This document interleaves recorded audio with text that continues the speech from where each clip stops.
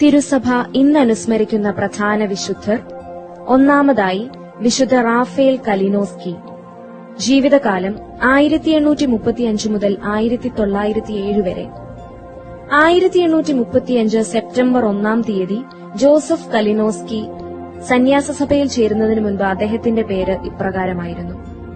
Polish പ്രഭു കുടുംബങ്ങളിൽപ്പെട്ട അനാരൻ കലിനോസ്കിയുടെയും ജോസഫീൻ പോളാംസ്കിയുടെയും രണ്ടാമത്തെ മകനായി ലിത്വാനിയയുടെ തലസ്ഥാനമായ വിൽനയിൽ ജനിച്ചു. അനാരൻ സ്ഥലത്തെ സ്കൂളിന്റെ ഡയറക്ടറും പ്രൊഫസറുമായിരുന്നെങ്കിലും ജോസഫിന്റെ പ്രാഥമിക വിദ്യാഭ്യാസം വീട്ടിൽ വെച്ചു തന്നെയായിരുന്നു നിർവഹിച്ചിരുന്നത്. 1852 17ാമത്തെ വയസ്സിൽ എഞ്ചിനീയറിംഗ് പഠിക്കുന്നതിനായി ജോസഫ് പീറ്റേഴ്സ്ബർഗിലുള്ള മിലിറ്ററി അക്കാദമിയിൽ ചേർന്നു. അക്കാദമിയിലെ ജീവിതകാലം പാവപ്പെട്ടവരെ സഹായിക്കുന്നതിനും മറ്റുള്ളവരാൽ പരിത്യക്തരായ ചെറുപ്പക്കാരെ സ്വന്തം ചിലവിൽ പഠിപ്പിക്കുന്നതിനും മറ്റും ശ്രദ്ധ ചെലുത്തി ചെലവഴിച്ചു. 1862 കലിനോസ്കി പട്ടാളത്തിലെ ക്യാപ്റ്റനായി ഉയർത്തപ്പെട്ടു.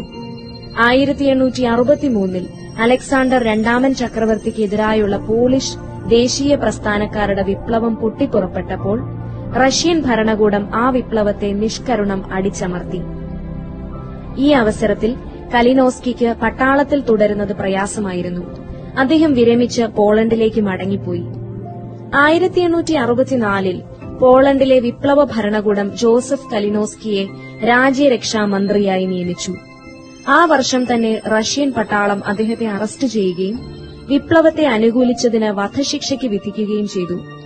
എങ്കിലും അദ്ദേഹത്തിന്റെ കുടുംബക്കാരുടെ അപേക്ഷയും അദ്ദേഹത്തിന്റെ ജീവിത നിലവാരവും കണക്കിലെടുത്ത് വധശിക്ഷയിൽ ഇളവ് വരുത്തി 10 വർഷത്തെ നിർബന്ധിത ജോലിക്കായി സൈബീരിയയിലേക്ക് അയച്ചു.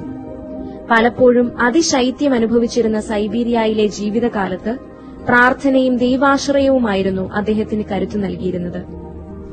1877 ജൂലൈ 15 ഓസ്ട്രിയയിലെ ഗ്രാസിൽ ഉള്ള നിഷ്പാദുക കർമ്മല സഭയുടെ നവസന്യാസ ഭവനത്തിൽ അദ്ദേഹം ചേർന്നു. സഭയിൽ വിശുദ്ധ ഔസേപ്പിന്റെ റാഫേൽ എന്ന പേര് സ്വീകരിച്ചു. 1881 ആഘോഷമായ വ്രതവാഗ്ദാനം നടത്തിയ അദ്ദേഹം പോളണ്ടിലെ സേർണ എന്ന സ്ഥലത്തുവച്ച് 1882 ജനുവരി 15 തീയതി വൈദിക പട്ടം സ്വീകരിച്ചു. അടുത്ത വർഷം തന്നെ അദ്ദേഹത്തെ സേർണയിലെ സുപ്പീരിയറായി നിയമിച്ചു. സന്യാസ ജീവിതവും വൈദിക ജീവിതവും താറുമാറായി കിടന്ന സാഹചര്യത്തിൽ ഫാദർ റാഫേൽ കലിനോസ്കി പോളണ്ടിലെ കർമ്മലീത്ത മഠങ്ങൾ സന്ദർശിച്ച് വിശുദ്ധ അമ്മ ത്രേസ്യയുടെ ജീവിത ചൈതന്യം പുനർജീവിപ്പിക്കുവാൻ പരിശ്രമിച്ചു. പരിപൂർണരാകുന്നതിനുള്ള സഹായമായി അദ്ദേഹം നിർദ്ദേശിച്ചിരുന്നത് മുടങ്ങാതെയുള്ള വിശുദ്ധ ഗ്രന്ഥ പാരായണവും സഭാനിയമങ്ങളെപ്പറ്റിയുള്ള പഠനവും ധ്യാനവുമായിരുന്നു. 1907 നവംബർ 15 തീയതി റാഫേൽ കലിനോസ്കി വാഡോവിച്ചിൽ വെച്ച് നിര്യാതനായി. 1983 ജൂൺ 22 തീയതി പരിശുദ്ധ പിതാവ് ജോൺ പോൾ രണ്ടാമൻ മാർപ്പാപ്പ റാഫേൽ കലിനോസ്കിയെ വാഴ്ത്തപ്പെട്ടവനെന്നും വിപ്രവാസികളുടെയും കുടിയേറ്റക്കാരുടെയും മധ്യസ്ഥനുമായി പ്രഖ്യാപിച്ചു. 1991 നവംബർ 17 തീയതി പരിശുദ്ധ പിതാവ് ജോൺ പോൾ രണ്ടാമൻ മാർപ്പാപ്പ തന്നെ വാഴ്ത്തപ്പെട്ട റാഫേൽ കലിനോസ്കിയെ വിശുദ്ധനായി നാമകരണം ചെയ്തു.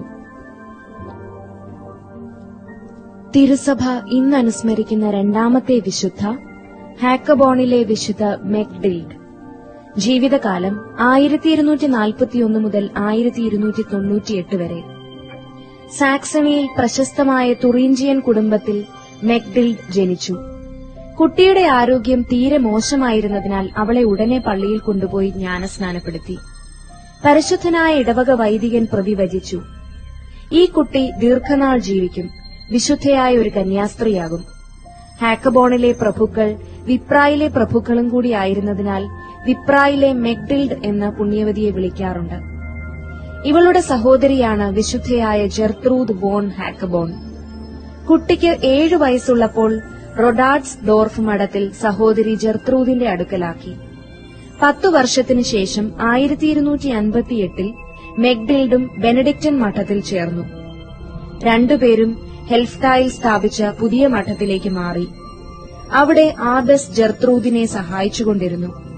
അവളുടെ എളിമയും തീക്ഷ്ണതയും സ്നേഹപ്രകൃതിയും ഏവരുടെയും സവിശേഷ ശ്രദ്ധ ആകർഷിച്ചു. അക്കാലത്താണ് 5 വയസ്സ് പ്രായമുള്ള പിന്നീട് മഹാവിശുദ്ധയായി അറിയപ്പെടുന്ന ജെർത്രൂദ് ഹെൽഫ്റ്റ മഠത്തിൽ ചേർന്നത്. മെഗ്ഡിൽഡ ഗായിക പ്രവീണയായിരുന്നു. ദൈവം അവൾക്ക് പല ആധ്യാത്മിക കാര്യങ്ങളും വെളിപ്പെടുത്തിയത് അവളെ തന്റെ നൈറ്റിംഗേൽ എന്ന് വിളിച്ചുകൊണ്ടാണ്. ഈ വെളിപാടുകളെല്ലാം വെളിപാടുകളുടെ പുസ്തകം എന്ന ഒരു ഗ്രന്ഥത്തിൽ ജെർത്രൂദ് എഴുതിവെച്ചു. അത് പ്രസിദ്ധം ചെയ്യാമോ എന്ന് മെഗ്ഡിൽഡ് സംശയിച്ചപ്പോൾ ക്രിസ്തു തന്നെ കാണപ്പെട്ട് പറഞ്ഞു, താനാണ് അവ എഴുതാൻ ഇടയാക്കിയതെന്ന്.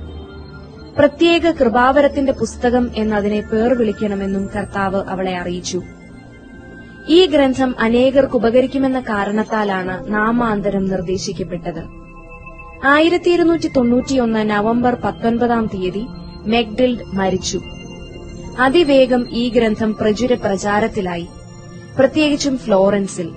ഫ്ലോറൻസുകാരനായ ഡാൻഡെ 1314 1318 മധ്യേ എഴുതിയ ശുദ്ധീകരണ സ്ഥലം എന്ന കവിതയിലെ മെറ്റിൽഡ എന്ന കഥാപാത്രം വിശുദ്ധ മെഗ്ഡിൽഡ് ആണെന്നാണ് ഒരഭിപ്രായം. ഡാൻഡെയുടെ കവിതയിലും മെഗ്ഡിൽഡിന്റെ പുസ്തകത്തിലും ആത്മാവിന്റെ ശുദ്ധീകരണം നടക്കുന്നത് 7 നിലയുള്ള ഒരു പർവ്വതത്തിലാണ്. ഡാൻഡേയ്ക്ക് മെറ്റിൽഡ മിസ്റ്റിക് തിയോളജിയുടെ ഒരു പ്രതീകമാണ്.